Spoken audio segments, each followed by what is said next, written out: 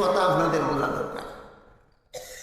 এক নম্বর কথা হইল, সহিহ হাদিস ছাড়া আর কোনো হাদিস মানি না, এটা কোনো মুসলমানের কথা হইতে পারে। যদি আপনারা বলেন যে আজকে শবে বরাতের তারিখ, যদি আপনারা বলেন আগামীকাল শবে বরাতের তারিখ, সাথে সাথে মুখ বরাবর জবাব দেয় সহিহ হাদিসে শবে বরাত নাই। কয় কিনা সহিহ হাদিসে শবে বরাত নাই? তুই সহিহ হাদিস কি বুঝস? এই গোয়ারের গোয়ার, তুই সহিহ হাদিস কি বুঝস? রাসূলের হাদিস যারা বর্ণনা করেন তাদের বর্ণনাকারীদের যোগ্যতা বলেন তো, যে কোনো একটা কাজের যোগ্যতা কি সবার মধ্যে এক সমান থাকে? ব্যবধান থাকে। আপনাদেরকে যারা ওয়াজ করেন সবাই কি সমান যোগ্য না ব্যবধান থাকে? ঠিক তেমনিভাবে রাসূলের হাদিস যারা বর্ণনা করেন তাদের হাদিস বর্ণনার যোগ্যতায় ব্যবধান থাকে। এই ব্যবধানের কারণে হাদিস বর্ণনাকারীদেরকে তিন ভাগে ভাগ করা হয়েছে। উত্তম যোগ্যতা সম্পন্ন বর্ণনাকারী, মধ্যম যোগ্যতা সম্পন্ন বর্ণনাকারী, নিম্নতম যোগ্যতা সম্পন্ন বর্ণনাকারী। বুঝে থাকলে বলুন তো, যোগ্যতার বিচারে হাদিস বর্ণনাকারী কত দল? উত্তম, মধ্যম, নিম্নতম।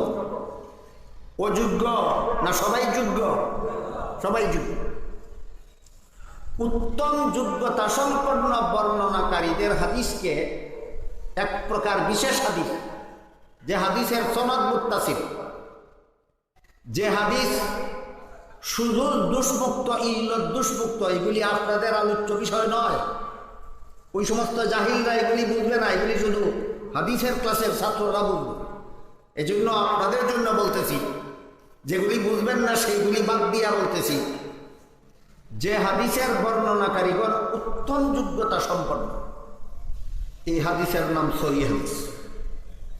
যে হাদিসের বর্ণনাকারীগণ মধ্যম যোগ্যতা সম্পন্ন, এই হাদিসকে বলে হাসান হাদিস। যে হাদিসের বর্ণনাকারীগণ নিম্নতম যোগ্যতা সম্পন্ন, এই হাদিসের নাম জয়ীফ হাদিস। বুঝে থাকলে বলেন, জয়ীফ শব্দের আবিধানিক অর্থ হইল দুর্বল। জয়ীফ শব্দের আবিধানিক অর্থ কি? দুর্বল। আর হাদিস রাসূলের কথাকে বলে। রাসূলের কথা, রাসূলের কাজ, রাসূলের সমর্থনকে হাদিস বলে। কাজে কাজেই জয়ীফ একটা শব্দ আর হাদিস একটা শব্দ, দুইটা শব্দ যোগ করিয়া এই জাহেলরা কয় শবে বরাতের যত হাদিস আছে সবগুলি জয়ীফ হাদিস, মানি না। কয় কিনা এরকম, শবে বরাত সম্পর্কে যত হাদিস আছে সবগুলি জয়ীফ হাদিস, মানি না। জিজ্ঞাসা করেন জয়ীফ হাদিস অর্থ কি? কয় দুর্বল হাদিস। আবার জিজ্ঞাসা করি আপনাদেরকে, রাসূলের কথারে হাদিস কয়নি? জয়ীফ শব্দের অর্থ কি? তুই জয়ীফ হাদিস বলতে কি গোড়ার ডিম বুঝছস? তোর রাসূলের জীবনে কতগুলি দুর্বল কথা বলেছিলেন, তাইলে তুই জয়ীফ হাদিস বলতে কি গোড়ার ডিম বুঝস? রাসূলের কথা কোনোদিন দুর্বল হয় না।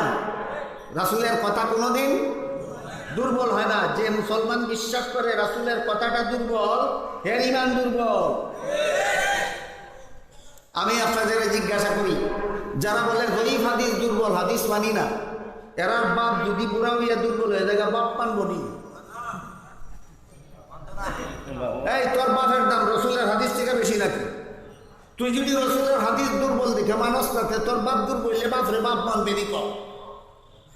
বাপ যদি হাজার দুর্বল হইল বাপ হই থাকে, তাহলে রাসূলের হাদিস হাজার বার জয়ীফ হইলেও হাদিস হই থাকে। হ্যাঁ, আপনাদের জানা দরকার, বোঝা দরকার যে এই যে তিন প্রকারের হাদিস, সহিহ হাদিস, হাসান হাদিস, জয়ীফ হাদিস, এই তিন প্রকার হাদিস এক কাজে লাগে না, তিন কাজে লাগে। তিন প্রকারের হাদিস এক কাজে লাগে না, তিন কাজে লাগে? তিন কাজে লাগে। সহিহ হাদিস কোন কাজে লাগে? ইসলামের আকীদা বিশ্বাস প্রমাণ করার কাজে লাগে। হাসান হাদিস ইসলামের আমল প্রমাণ করার কাজে লাগে। জয়ীফ হাদিসের দ্বারা ফজিলত প্রমাণ হয়, সহিহ হাদিসের দ্বারা আকীদা প্রমাণ হয়, হাসান হাদিসের দ্বারা আমল প্রমাণ হয়, জয়ীফ হাদিসের দ্বারা ফজিলত প্রমাণ হয়। শবে বরাতের ফজিলতে যে হাদিসগুলি আছে এগুলি জয়ীফ। কি অসুবিধাটা হইল? জয়ীফ হাদিসের দ্বারা কিছুই প্রমাণ হয় না। কি প্রমাণ হয়? শবে বরাতের ফজিলতের হাদিস জয়ীফ হইলে তোর কি হইল? এটা তো জয়ীফ হাদিসের কাম হয়, ফজিলত প্রমাণিত। সুতরাং যারা বলে শবে বরাতের ফজিলতের হাদিস জয়ীফ মানি না, এরা আর বাপ বুড়া হইয়া দুর্বল হইলে বাপরে বাপ মানত না।